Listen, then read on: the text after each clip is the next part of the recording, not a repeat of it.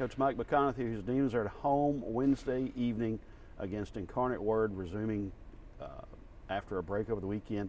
Then you go to Southeastern on Saturday. Really, 4 games left in the season, Coach. The stakes couldn't be higher. You know, you got to go play 1-game seasons, take care of your business on Wednesday night, and that's really the only thing you need to think about at this point. You know, you can look down the road, and it's all great to look down the road, but if you don't win the next game, it doesn't really matter.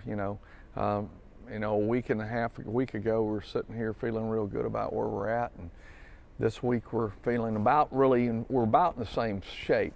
You know, you got to win every game you possibly can, but don't know. Had a weekend off. We had great practices on Friday and Saturday. I took off Sunday yesterday, and this morning we came back in and started off pretty good, but first morning back, practicing in the morning, thought, we kind of wore down a little bit, but the schedule's such this week we didn't really have a choice but to go early in the morning, where we kind of flipped some evening stuff. We hadn't played well on Wednesday, so we went back to morning practice to see if we could try to change the formula a little bit. The conference race is just a big jumble right in the middle, and you're one of several teams trying to fit in that final 8 to get to Katy. How much scoreboard watching do you do? Not a ton of it, but I mean, now at this point, you're always looking to see if the right people got beat. Not that you're pulling for somebody, but, to win or lose. But I mean, it's just a situation that, you go back and you look at our season, Nichols, Corpus Christi, New Orleans.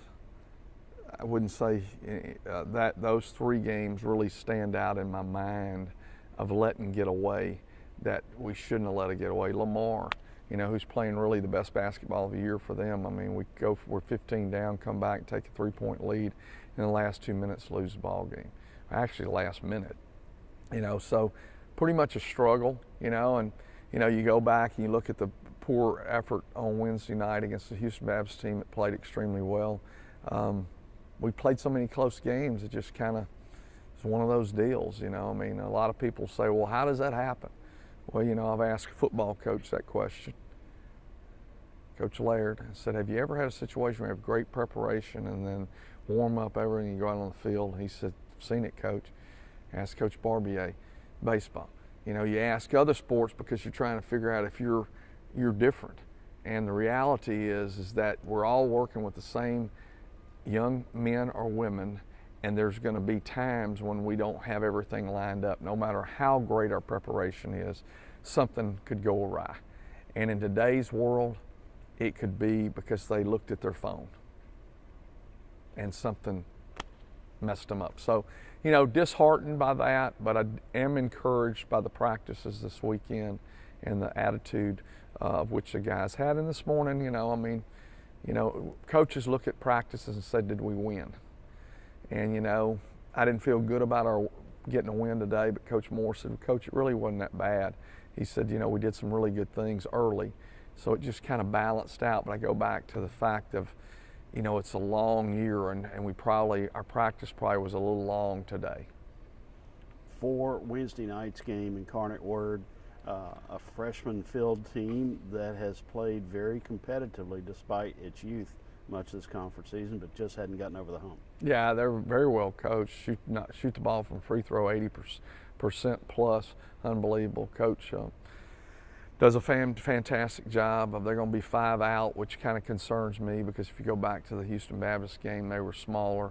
We've got to try to be able to get the ball inside and make some easy buckets and inside and out, which we didn't do. Didn't get off to a great start at Houston Baptist, but we'll look forward to trying to do that, hoping that we can kind of flip the switch and come out and really be a lot more aggressive defensively. But they'll be a tough handful, and I know that they had some guys out, but they'll probably have them back for Wednesday, and